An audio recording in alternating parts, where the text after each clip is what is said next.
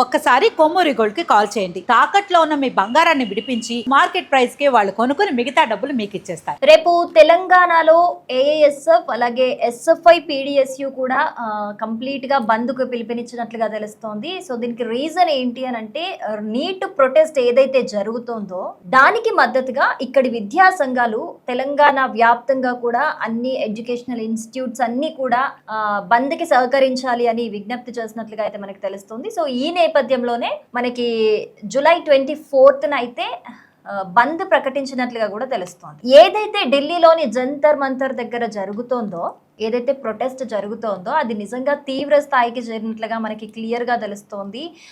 Parliament ముట్టడి చేస్తూ కూడా వాళ్ళు రోజు రోజుకి ఉధృతిని మరింత పెంచుతున్నట్లుగా కూడా తెలుస్తోంది. సో ఎస్, వాళ్ళు తీసుకున్న ఒక నీట్ పరీక్షకి సంబంధించి ఏదైతే పేపర్ లీకేజెస్ జరుగుతున్నాయో, ఏదైతే ఫ్రాడ్ జరుగుతుందో దానికి సంబంధించి ఎవరు బాధ్యులు ఉన్నారో వాళ్ళని శిక్షించాలి. అలాగే ధర్మేంద్ర ప్రధాన్ ఎడ్యుకేషనల్ మినిస్టర్ ఖచ్చితంగా రాజీనామా చెయ్యాలి అన్న విధంగా అయితే వాళ్ళు డిమాండ్ చేస్తున్నారు. ఈ డిమాండ్ల నేపథ్యంలోనే ఈ బంద్ కూడా కొనసాగనున్నట్లుగా అయితే మనకి క్లియర్ గా తెలుస్తుంది. అయితే ఇక్కడ ద థింగ్ ఈస్, క్వశ్చన్ ఏంటి అని అంటే అక్కడికి వెళ్ళని వాళ్ళు కూడా ఇక్కడి నుంచి వివిధ రాష్ట్రాల నుంచి కూడా ఈ ప్రొటెస్ట్ కి మద్దతు ఇస్తున్నట్లుగా కూడా తెలుస్తోంది మనకి.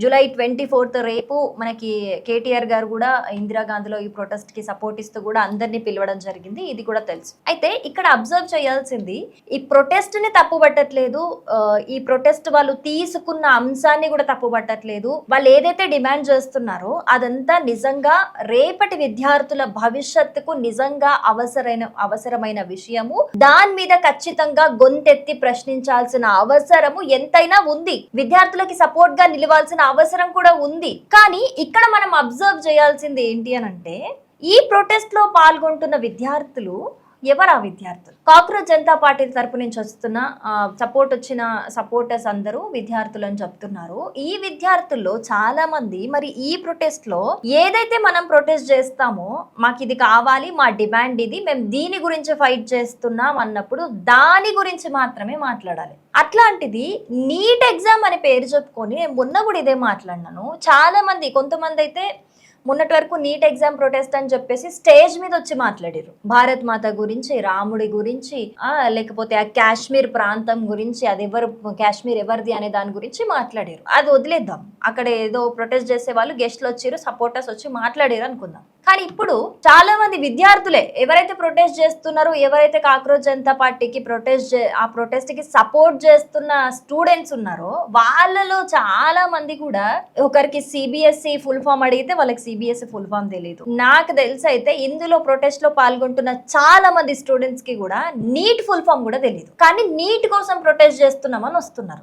ఇంకొకటి కీన్ గా మనం కొన్ని విజువల్స్ అబ్జర్వ్ చేస్తే చాలా మంది కూడా ప్రొటెస్ట్ భారత్ మాతాకి జై జై అనుకుంటూ రీల్స్ చేసుకొని వెళ్ళిపోతున్న వాళ్ళే తప్పితే ఎవరు జెన్యున్ గా అందులో ప్రొటెస్ట్ చేస్తుంది? ఒకరు వచ్చేమో హిందూ ముస్లిం గురించి మాట్లాడతారు, ఇంకొకరు వచ్చేమో ఇంకొకరు మాట్లాడతాడు వచ్చి కెమెరాకి, ఇండియాని కూడా నేపాల్ చేసేస్తాము, మొత్తం పార్లమెంట్ని మొత్తం ఖతం చేస్తామని మాట్లాడతారు. అందులో నీటేడ్ ఉంది అసలు? ఇండియాని నేపాల్ చేయనీకి పార్లమెంట్ని ఖతం చేస్తా అన్నావు, నీటికి దానికి సంబంధం ఉందనుకుందాం. ఇండియాని నేపాల్ చేయనీకి నీటికి ఏంది సంబంధము? హిందూ ముస్లిం గొడవకి నీటికి ఏంది సంబంధము? ఏ ముస్లిమ్స్ లో స్టూడెంట్స్ లేరా? హిందూస్ లో స్టూడెంట్స్ లేరా? క్రిస్టియన్స్ లో స్టూడెంట్స్ లేరా? అసలు మతానికి సంబంధించిన వివాదము ఒక నీట్ ఎగ్జామ్ కి సంబంధించి ఎందుకు వస్తుంది? ఇంకొక స్టూడెంట్ వచ్చి మాట్లాడుతుంది కదా, మన విరాట్ కోహ్లీకి సంబంధించి, ఆయన ఇక్కడికి వచ్చి మతం మార్చేసుకున్నాడు, అంటే సనాతని అయిపోయిండు ఇక్కడికి వచ్చి, అందుకే అతని లెగ్ ఒకటి ఈడుంది ఒకటి లండన్లో ఉందని మాట్లాడుతుంది ఆ పిల్ల. అసలు విరాట్ కోహ్లీకి నీట్ ఎగ్జామ్ ప్రొటెస్ట్కి ఏంది సంబంధము? నేను అట్లా అందరు స్టూడెంట్స్ గురించి నేను మాట్లాడతలేను. స్టూడెంట్స్ నిజంగా జెన్యున్గా చేస్తున్న వాళ్ళు కూడా ఉన్నారు. వాళ్ళు నిజంగా ప్రొటెస్ట్ చేయాలి, నీట్ ఎగ్జామ్కి సంబంధించి నిజంగా న్యాయం జరగాలి, నేను ఒప్పుకుంటా, ఖచ్చితంగా న్యాయం జరగాలి రేపటి విద్యార్థుల భవిష్యత్తు కోసం. కానీ దీంట్లో ఎంతమంది ఈ ప్రొటెస్ట్ని జెన్యున్గా చేస్తున్నారు? ఎంతమంది దీన్ని ఒక ఏమంటారు దేశ విద్రోహుల్లాగా ప్రవర్తిస్తున్నారు, మతానికి సంబంధించి చిచ్చు పెట్టేటట్టు ప్రవర్తిస్తున్నారు? ఎంతమంది ఇందులో? ఇంకొంతమంది సమాజ్వాదీ పార్టీకి సంబంధించిన వాళ్ళు. అసలు ఎవరు భయ్ వీళ్ళంతా ఇంట్లో జెన్యూన్ స్టూడెంట్స్ ఎవరు కనిపిస్తలేరు. అసలు ఎవరు నీట్ ఎగ్జామ్ గురించి ఎవరు మాట్లాడుతున్నారు? అసలు ఒక కెమెరా కనిపించింది అని అంటే ఏదో సంబంధం లేదు, రామ్ మందిర్ గురించి మాట్లాడతారట.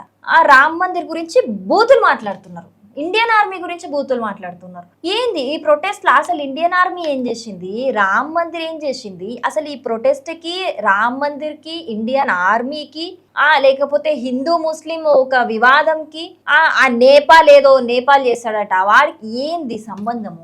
నీట్ ప్రొటెస్ట్ అంటే ఏంది? ఇప్పుడు కావాల్సిన డిమాండ్ ఏంది?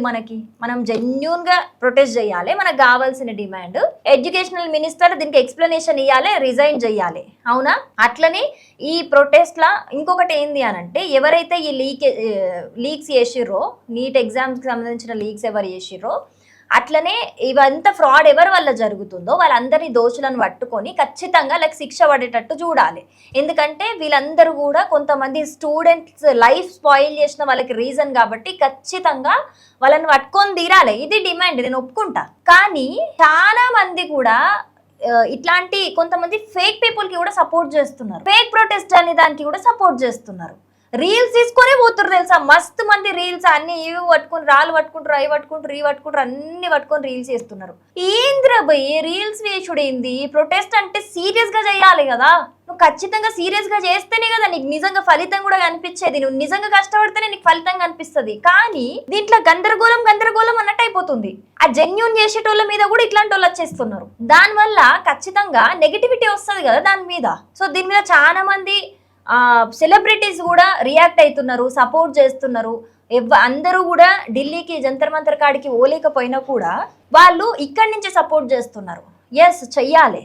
ఈ నేపథ్యంలోనే ఇక్కడి విద్యార్థి సంఘాలు ఏవైతే మనకి లెఫ్ట్ ఆర్గనైజేషన్స్ కి సంబంధించిన విద్యార్థి సంఘాలు ఉన్నాయో, ఎస్ఎఫ్ఐ అట్లనే ఏఐఎస్ఎఫ్, పిడిఎస్యు, ఈ విద్యార్థి సంఘాలన్నీ కూడా జూలై 24న బంద్ కి పిలుపునిచ్చినాయి. అన్ని విద్యా సంస్థలు కూడా ఖచ్చితంగా ఈ బంద్ కి సహకరించాలని కూడా రిక్వెస్ట్ చేసినాయి. సో జూలై 24న అయితే ఆల్మోస్ట్ అన్ని కూడా బంద్ అనే చెప్పుకోవాలా. అట్లనే మనకి కేటీఆర్ గారు కూడా ఇందిరా పార్క్ కి అందరు ఎవరైతే ప్రొటెస్ట్ కి మనం సపోర్ట్ చేయాల్సిన అవసరం ఉందని చెప్పేసి అక్కడ కూడా రమ్మని చెప్పి ప్రొటెస్ట్ కి సపోర్ట్ చేద్దామని చెప్పారు. అంత మంచిగా ఉంది. కానీ చెప్తుంది ఏంటి అని అంటే, ప్రొటెస్ట్ చేస్తున్న వాళ్ళందరూ కూడా ఇండియన్ స్టూడెంట్సే కదా. ఇండియన్ స్టూడెంట్స్ అయినప్పుడు ఎందుకు వేరే చిచ్చులు పెట్టే మాటలు ఎందుకు వస్తున్నాయి? అది కరెక్ట్ కాదు అని నేను చెప్తున్నా. కానీ ప్రొటెస్ట్ మాత్రం జెన్యూన్ గా జరగాలి. అది నా సైడ్ నుంచి ఉన్నది. ఎట్టకేలకైతే జూలై 24న అయితే బంద్కి అయితే విద్యార్థి సంఘాలు పిలుపునిచ్చినాయి. మరి ఇది ఏ విధంగా జరుగుతుంది బంద్ అనేది, ఈ ప్రొటెస్ట్ కి ఎవరెవరు సపోర్ట్ చేస్తారు, మరి మన దీనికి సంబంధించిన గొడవలు జరుగుతాయా, లేకపోతే శాంతియుతంగానే అందరు సపోర్ట్ చేస్తారా, ఈ ప్రొటెస్ట్ కి ఏం జరుగుతుంది అనేది అయితే చూడాల్సిందైతే ఉంది.